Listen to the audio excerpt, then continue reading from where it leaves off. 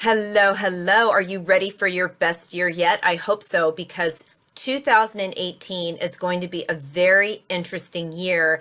And I want to share with you what the energy is going to be like for 2018 and why you shouldn't do your New Year's resolutions and you should do this thing that I'm going to be sharing with you instead. It's very important, especially for the vibration of this upcoming year. And so the way I'd like you to think about what I'm going to share with you is not so much personally, but think about it as the weather, right? So imagine you're going for a trip and you're going to check the weather so that you know what kind of clothing to bring and what kind of supplies to bring for your trip. It's the same thing with looking at the energy dynamic of any period of time. All right, so let's jump right in. So 2018 from a numerology standpoint is an 11 year. When you add 2, 0, 1, and 8, you get 11. 11, the vibration of 11 is a master number, and married with what's coming up in this year energetically, what this tells us is that this is a year where things are going to be speeding up and where you're going to be manifesting very, very quickly for good or for ill.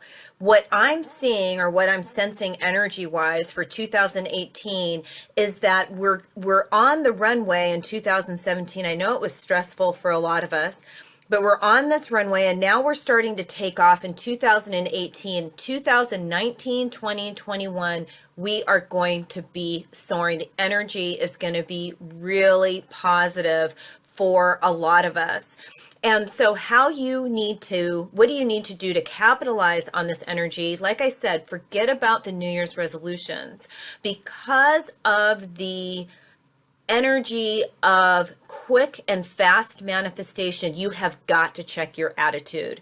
That is the number one thing. If you are jumping into this new year with some of the same old stories, some of the same old woe is me, you are going to create that very, very quickly in this upcoming year.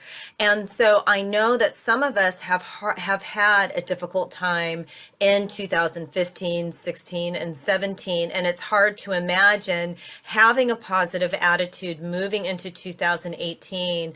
And I can absolutely appreciate that. But I want to give you some insight.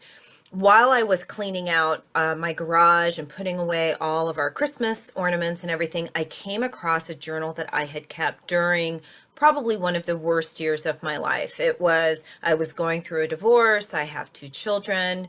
And then my mother died all at the same time. So between July and November, my mother died, and there was all of this really heart-wrenching things going on. And when I read it, I have so much compassion for myself because I was in a lot of pain.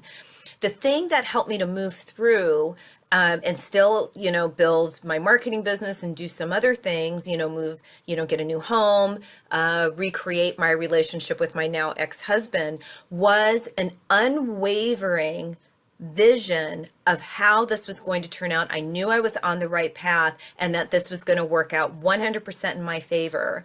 So I know that when you have had past experiences or even a current experience that isn't working for you, create a new vision. The energy is with you in 2018 to manifest that vision, and you stay focused. You do not waver from knowing that this is the beginning of your best life yet. For those of us who have been planting our seeds, wow, this is really going to be a great year for you energetically. So again, check the attitude, forget the New Year's resolutions, start watching what you're thinking, watch your language. What are you saying about your relationships, about your health, about your business, about money? What story are you telling about you? And be very mindful. You're going to be surprised that some of the things that you're saying maybe aren't so positive. So for example, you want to manifest your ideal relationship. You know your divine life partner is coming in 2018. and you find yourself saying, well, men are like this, or women are like this, men are dogs, women are dogs, that kind of language, and getting down on yourself or down on the opposite sex or the same sex, getting down on that is going to manifest negatively for you in this year because of the way that the energy is moving.